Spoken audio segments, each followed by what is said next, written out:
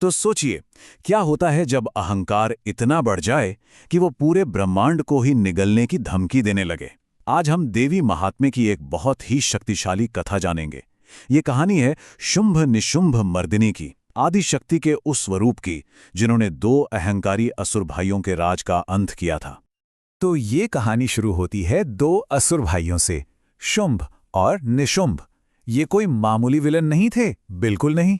उनका अहंकार, उनका घमंड इतना ज्यादा था कि उन्हें लगता था कि पूरा का पूरा यूनिवर्स उनके हाथों की बस एक कठपुतली है।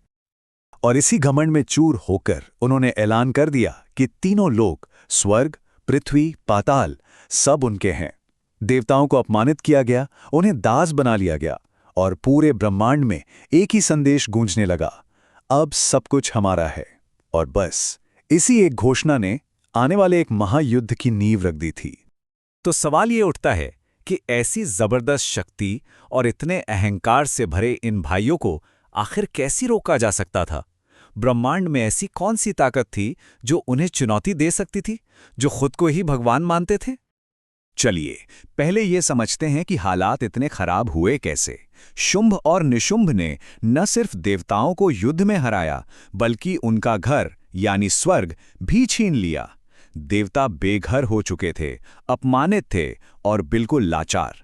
और उस घोर अंधकार में वो बस उम्मीद की कोई आखिरी किरण ढूंढ रहे थे। और उनकी ये तलाश उन्हें ले आई हिमालय की पवित्र चोटियों तक। वहां उन्होंने अपनी आखिरी उम्मीद मां पार्वती से गुहार लगाई। उनकी सच्ची पुकार सुनी गई और इसी पुकार ने एक ऐसे डिवाइन इंटरवेंशन की शुरुआत की जिसे इतिहास हमेशा याद रखेगा। और यहां जो हुआ वो सच में एक चमत्कार था। हुआ ये कि देवताओं की प्रार्थना के जवाब में मां पार्वती एक पवित्र सरोवर में उतरीं और जैसे ही उन्होंने स्नान किया, उन्होंने अपने शरीर की जो काली त्वचा थी उसे त्याग दिया और उसी त्वचा से एक अद्भुत तेजस्विनी देवी प्रकट हुई, कौशिकी। उनका अवतार सिर्फ एक काम के लिए हुआ था, शुंभ और निशुंभ का अंत। तो अब हुआ ये कि देवी कौशिकी के दिव्य सौंदर्य की खबर आग की तरह फैली और शुंभ निशुंभ तक जा पहुंची। लेकिन वही बात है ना, अहंकार में अंधे थे। उन्हें देवी का सौंदर्य तो दिखा, पर उनके पीछे छिपी शक्ति नहीं दिखी। और यही उनकी सबसे बड़ी और आखिरी गलती साबित हुई। उन्होंने देवी को भी बस एक और ट्रॉफी समझा। तो उन्होंने क्या किया? अपने उसी घमंड में उन्होंने अपने दूतों को एक ऑर्डर देके भेजा। उनके लिए तो दुनिया की हर खूबसूरत चीज उनकी थी, तो एक देवी क्यों नहीं? उन्हें अंदाजा भी नहीं था कि ये मांग उनके अंत का ऐलान बनने वाली थी। पर देवी का जवाब सुनिए, बिल्कुल शांत पर उतना ही दृढ़। उन्होंने साफ साफ कह दिया, विवाह उसी से करूंगी जो मुझे युद्ध में हरा देगा। एक झटके में उन्होंने उनके विवाह प्रस्ताव को युद्ध के लिए एक खुली चुनौती में बदल दिया। अब इस चुनौती से असुर तो बौखला गए। उन्होंने उसी भाषा में जवाब दिया जो उन्हें आती थी, ताकत की भाषा। देवी को कब्जे में करने के लिए एक बहुत बड़ी सेना भेजी गई और बस यहीं से शुरू हुआ वो महायुद्ध जिसका गवाह पूरा ब्रह्मांड बनने वाला था। और वो पल सोचकर देखिए कितना अद्भुत रहा होगा। जैसे ही जंग छिड़ी, मां कौशिकी के शरीर से एक एक करके दिव्य शक्तियां प्रकट होने लगीं।